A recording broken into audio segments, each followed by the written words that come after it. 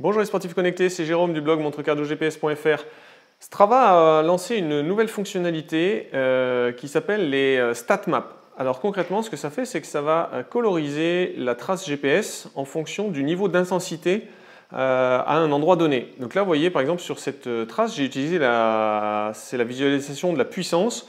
Vous voyez qu'en haut à droite, j'étais dans un parc sur un terril et donc on voit de la puissance violet foncé.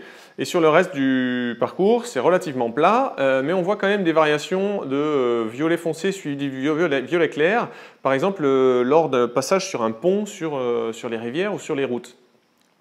On peut le faire aussi sur la fréquence cardiaque, donc là vous voyez du rouge au noir.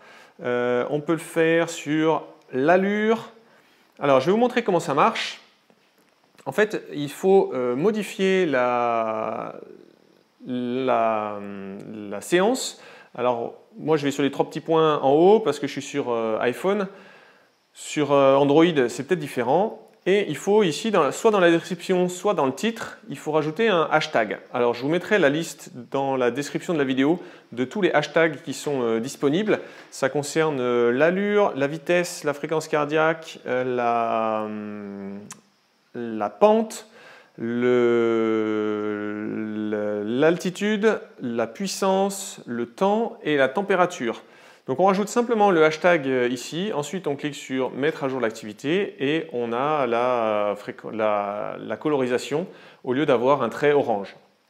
Alors, il y a quand même quelques petites limites. La première, c'est qu'il faut que vous ayez un compte payant.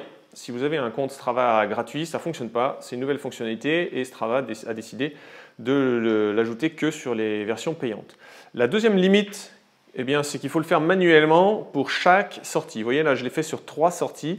Si je refais une sortie de course à pied demain, il n'y aura aucun stat map, aucun affichage en dégradé et on retrouvera le trait orange de Strava.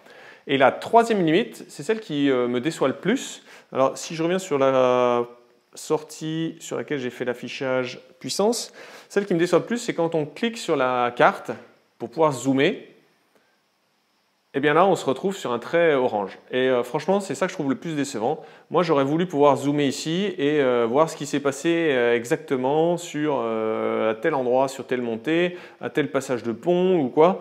Et ça, c'est pas possible. Vous voyez, on peut changer le fond de carte, mais on se retrouve de nouveau avec un trait orange. La stat map est consultable uniquement en petite version là.